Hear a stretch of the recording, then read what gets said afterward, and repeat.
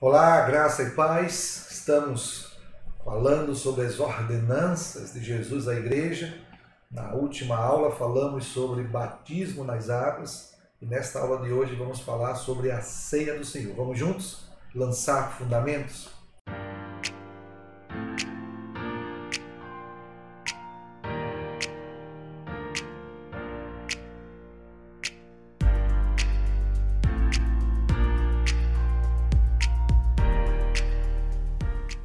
Antes de falar da ceia do Senhor, deixa só relembrar você a definição de ordenança a partir de duas palavras importantes que nós definimos na nossa última aula. Símbolo, que é uma representação visível de uma verdade invisível, que no nosso contexto diz respeito às verdades espirituais ensinadas na palavra de Deus, e o rito, que é quando você então repete o símbolo utilizando ele de uma forma sagrada. E aí nós definimos ordenança, declarando que é um rito externo ordenado por Cristo para ser administrado na igreja como um sinal visível de uma verdade cristã. A primeira ordenança nós estudamos sobre o batismo nas águas, e agora nós vamos estudar sobre a ceia do Senhor, que também é carregada de simbolismo, e de um simbolismo que fala de verdades espirituais profundas. Nós vamos ler dois textos para a gente aprender mais sobre a ceia. O primeiro deles está em Mateus, no capítulo 26, no versículo 26, quando então o evangelista ele descreve esta ceia que o Senhor ele teve com os seus discípulos, que foi chamado de a última ceia, a ceia da Páscoa.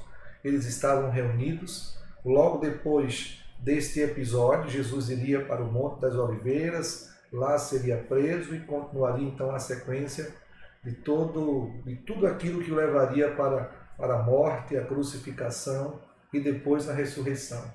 Mas aqui então é a última ceia que ele tem com os discípulos.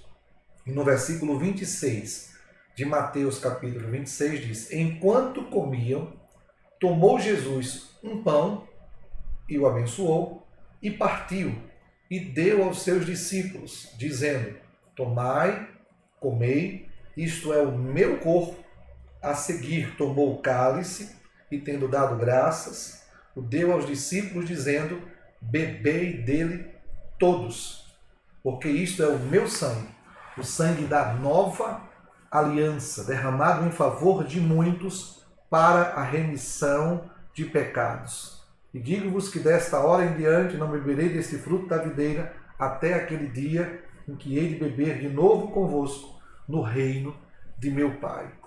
Este episódio, esta cena, também é descrita nos demais evangelhos. O evangelho de Marcos, por exemplo, você vai encontrar esse registro da ceia do Senhor em Marcos, capítulo 14, versículos 22 a 26. E no Evangelho de Lucas vai estar no capítulo 22, nos versículos 17 a 20.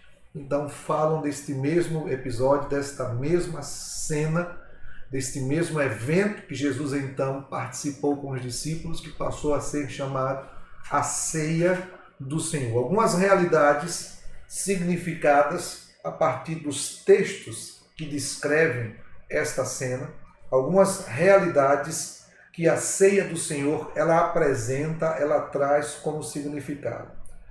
Por exemplo, expressões como dado por vós, derramado por vós, né? O corpo que é dado por vós, o sangue que é derramado por vós, certamente isso simboliza a própria morte do Senhor Jesus. E não somente a morte, mas o tipo de morte que ele estava então enfrentando.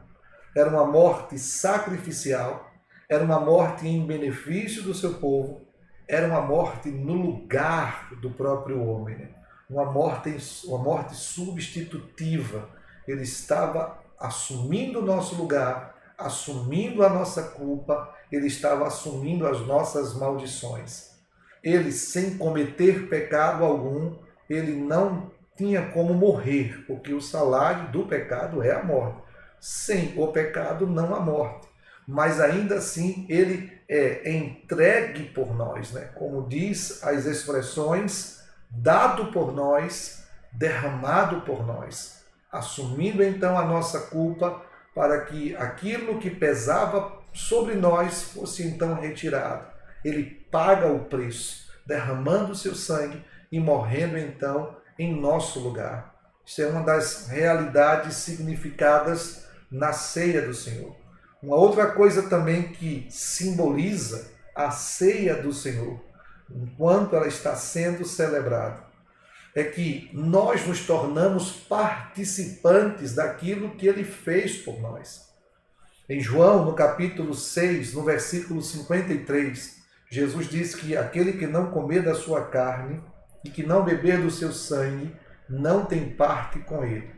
Claro que ele não estava falando da sua própria carne humana, nem do seu sangue. Não estava falando de um ato de canibalismo, né? Não estava falando disso. Mas ele ensinava que nós precisamos estar participando dos benefícios que foram assegurados por meio da sua morte sacrificial. Jesus já estava dizendo, olha, quem não participar daquilo que eu vou fazer na cruz do Calvário não tem parte comigo. Beber do sangue, comer da carne, é identificar-se com ele na sua morte e depois identificar-se com ele na sua própria ressurreição. Aquilo que ele fez, o fez por nós. E pela fé nós precisamos tomar posse destes benefícios que foram nos dados ali na cruz do Calvário. A ceia simboliza a participação. Quando eu como do pão, quando eu tomo do vinho, do suco de uva, eu estou declarando simbolicamente que eu participo daquilo que Jesus fez por mim, que eu me identifico com aquilo que ele fez por mim, que a vida dele agora faz parte da minha própria vida. Então este é um outro símbolo da própria ceia do Senhor. Aponta para que tipo de morte Jesus experimentou, aponta para a nossa participação na morte e nos seus benefícios.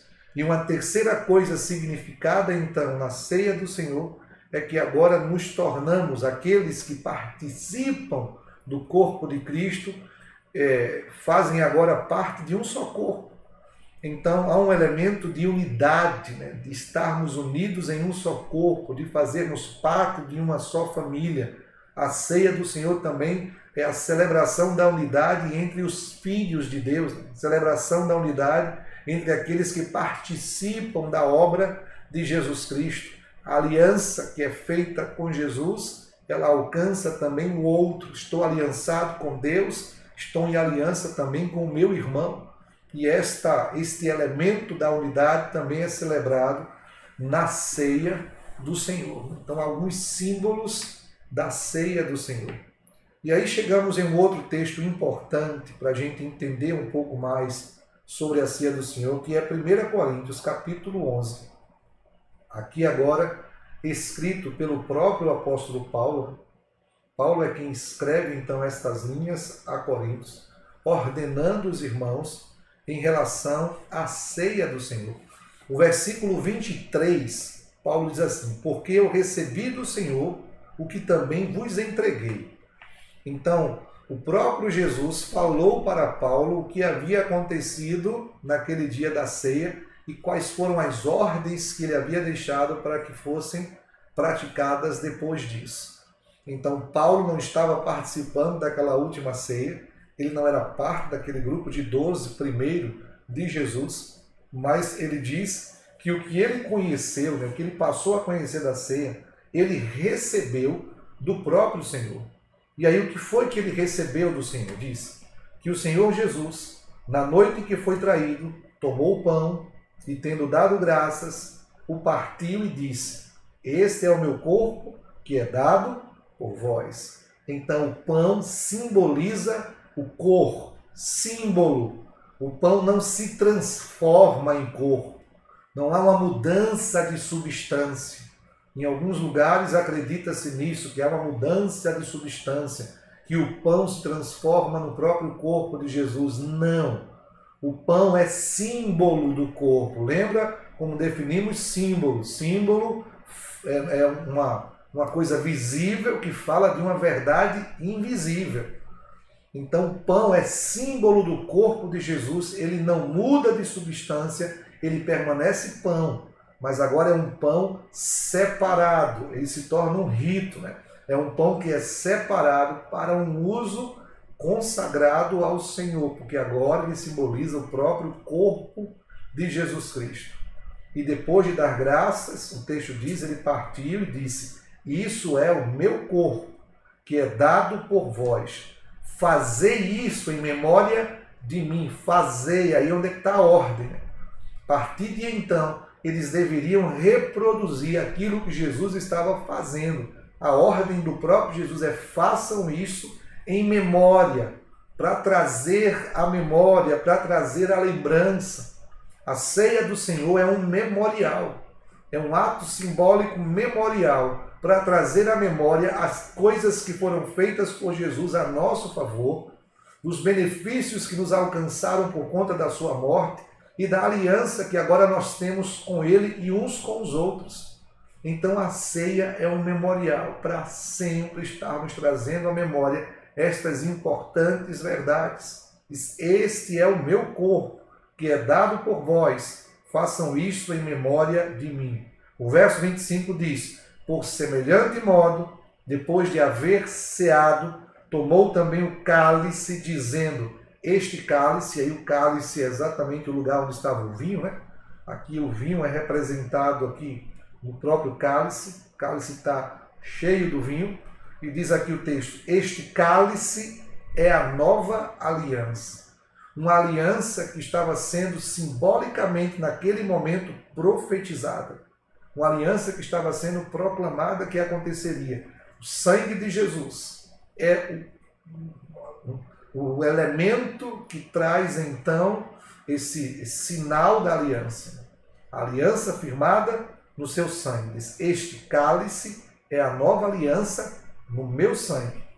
Fazei isto todas as vezes que o beberdes em memória de mim. Mais uma vez, a questão da memória, a ordem, o imperativo de fazer com o intuito de trazer à memória a verdade ali representada.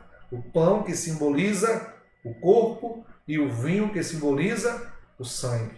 Pão continua pão, vinho continua vinho, mas agora estão simbolizando uma verdade importante. O corpo de Jesus que aponta para a morte e tudo aquilo que a morte representou, e o sangue que simboliza a nova aliança e o perdão dos pecados, né? O preço que estava sendo pago, o sangue como o preço pago para que nós fôssemos comprados então para Deus, nos tornando propriedade exclusiva dele. A remissão dos pecados e a nova aliança simbolizadas no sangue. E o verso 26 ele diz: porque todas as vezes que comerdes este pão e beberdes o cálice, anunciais a morte do Senhor. Então, quando o Senhor fala todas as vezes, já aponta para uma realidade que deveria ser reproduzida desde então. Aquela primeira ceia deveria ser reproduzida depois pelos discípulos e os que viessem depois deles como um memorial e como um instrumento para anunciar. É a proclamação. Anunciar o quê? A morte do Senhor. Anunciar que o Filho de Deus morreu no nosso lugar. Anunciar que a sua morte sacrificial nos alcançou. Anunciar. E até quando a ceia do Senhor deve ser praticada? Até quando esta ordenança deve ser mantida? Ele diz: anunciais a morte do Senhor até que ele venha. Então, na ceia do Senhor, nós lembramos do passado, nós avaliamos o próprio presente, o quanto este passado tem influenciado no nosso presente, e nós também vivemos na expectativa do futuro, porque estamos fazendo até que ele venha. Nós cremos que ele virá, nós cremos que ele vai buscar a sua igreja e depois virá para governar nesta terra. Nós cremos nisso. E cada vez que praticamos então a ceia do Senhor, nós anunciamos a sua morte até que ele venha. Anunciamos o que ele fez e anunciamos a sua vinda. Anunciamos o que ele fez na expectativa então da sua chegada. Estes são os símbolos que estão envolvidos na ceia do Senhor. Pão e vinho, corpo e sangue, morte e vinda de Jesus, perdão dos pecados e aliança. Então observa que a ceia do Senhor é recheada de um simbolismo muito espiritual e profundo. Por isso que deve ser vista com muito zelo, que deve ser vista com muito cuidado, né? A prática da ceia não é simplesmente comer um pão e beber um suco de uva. Há uma realidade espiritual por trás de tudo isso, e quem despreza a realidade espiritual pode ser alvo do próprio juízo de Deus. É isso que Paulo vai acrescentar agora naquilo que ele ensina sobre a ceia a partir do versículo 27. Ele diz assim: por isso, aquele que comer o pão ou beber o cálice indignamente será réu do corpo e do sangue do Senhor. Beber de maneira indigna, beber sem discernir o que está fazendo, sem entender o que está fazendo. Como é que eu posso fazer se eu estou vivendo em pecado? Como é que eu posso fazer com que o corpo de Cristo participe desse pecado? Porque simbolicamente, quando eu como o pão, eu estou participando do corpo. Por isso que diz aqui o versículo 28, examine-se, pois, o homem a si mesmo, e assim coma do pão e beba do cálice. Então, antes de participar da ceia, nós nos examinamos. Há alguma coisa que pesa contra nós? Há algum argumento contrário à nossa vida? Há algum pecado que precisa de arrependimento? Se isso vem à memória, se o Espírito Santo traz isso ao nosso coração, então precisamos nos arrepender primeiro, consertar as coisas com Deus, para então participarmos da ceia. Termos uma boa consciência para participarmos então da ceia, sermos zelosos e honrarmos este momento, participando com uma consciência limpa, com uma consciência tranquila. O texto não diz para não comer, mas o texto diz: coma e beba, mas antes se examine. E aí, se examine e vê que tem alguma coisa errada, conserta. Pede perdão a Deus. Se confessarmos os nossos pecados, Ele é fiel e justo para nos perdoar os pecados e nos purificar então de toda injustiça. Quem não examina, quem não avalia antes, quem realmente, sabendo que está em pecado, participa da ceia, o versículo 29 diz: pois quem come e bebe sem discernir o corpo, come e bebe juízo para si. Olha só como é sério isso. Quem come e bebe consciente de que não deveria participar, porque está em pecado, porque não quer se arrepender, porque quer continuar vivendo em desobediência, e ainda assim come e bebe do corpo e do sangue de Jesus, diz o texto, que come e bebe juízo para si. Que juízo é esse que vem? Olha o que diz o versículo 30. Eis a razão, porque há entre vós muitos fracos e doentes, e não poucos que dormem. Olha, que esse dormir aqui é uma linguagem figurada para a morte física. É como se Paulo estivesse dizendo: há muitos enfermos e alguns até que morreram fisicamente, por conta de não discernir o corpo e o sangue e beberem da ceia do Senhor indignamente. Então, há uma realidade espiritual que é profunda, há uma realidade espiritual que não pode ser desprezada, há uma realidade espiritual que traz consequências para aquele que bebe e come sem discernir o corpo de Cristo. Da mesma forma como o batismo, a condição para que uma pessoa participe da ceia do Senhor é a fé em Jesus Cristo. Falei na aula do batismo, repito para você, tornou-se uma tradição entre as igrejas cristãs evangélicas, que geralmente o novo convertido passa por uma escola de treinamento, passa por uma escola para novos convertidos, que preparam tanto para o batismo, e aí as igrejas estabeleceram também a tradição de que as pessoas elas participem da ceia depois do batismo. Por que isso? Porque na preparação para o batismo, elas serão ensinadas sobre a importância da ceia.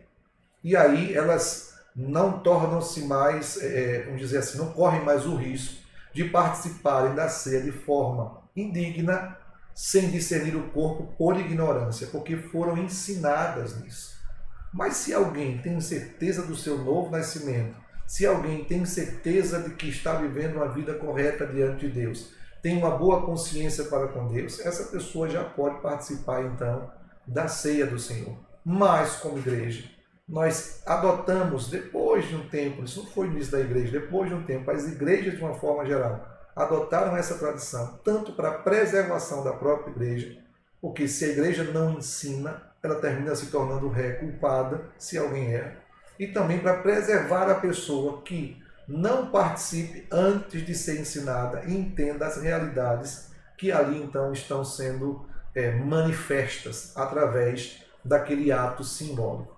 Mas tanto o batismo quanto a ceia do Senhor, a condição é a fé. É a fé em Jesus Cristo a condição para que se participe então das ordenanças. A ceia é do Senhor.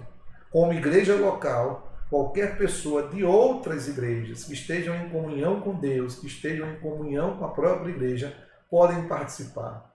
Então, se há visitantes, por exemplo, de outras igrejas que estão no momento em que estivermos celebrando a ceia, eles podem participar da ceia sem nenhum tipo de problema. Sempre advertiremos as pessoas para que elas examinem-se a si mesmas e participem do pão e do vinho. Então, cada pessoa é responsável no momento que vai participar da ceia. Cada um sabe exatamente como está a sua vida, cada um sabe se deve ou se não deve participar. E quanto a isso, não há julgamento algum da parte de ninguém. Cada um é quem vai prestar contas diante de Deus. Mas fica claro por aquilo que está escrito que a participação sem o discernimento necessário pode levar a pessoa a ser alvo do próprio juízo de Deus. Então, batismo e ceia são ordenanças. Praticamos até que o Senhor venha. Cada um destas ordenanças são carregadas de ensinos, são símbolos carregados de ensinos. E quanto mais nós entendermos aquilo que estes símbolos ensinam, mais conscientes e plenamente entendidos do que significa, nós participaremos. Então, que assim seja, né? Nós também poderíamos praticar a ceia. Algumas pessoas às vezes perguntam assim, mas e a ceia? Ela só pode ser celebrada uma vez por mês? Não, a ceia poderia ser celebrada todos os dias da semana. Toda semana. A questão da ceia ser uma vez por mês tem muito mais a ver com a própria logística que envolve a prática da ceia. Mas nada impede que a ceia seja celebrada mais de uma vez por mês, uma vez por semana, ou todos os dias, se houver essa necessidade. A ceia do Senhor, esse ato simbólico, é uma ordenança que a igreja deve sim praticar. A frequência com que ela vai praticar, isso pode ser uma definição da própria igreja. O que ela não pode é deixar de fazer, porque é uma ordem que foi então estabelecida. Então, como igreja, que sejamos todos nós abençoados, participando das ordens do próprio Senhor Jesus que foram dadas à igreja. Se você ainda não se batizou, que você se batize, e aqueles que já são batizados, que participem então da ceia do Senhor, e vamos todos, em todo o tempo, celebrar aquilo que estes elementos simbólicos representam. Amém? Um beijo no seu coração, vamos em frente sempre pelo Rei e pelo Reino inabalável.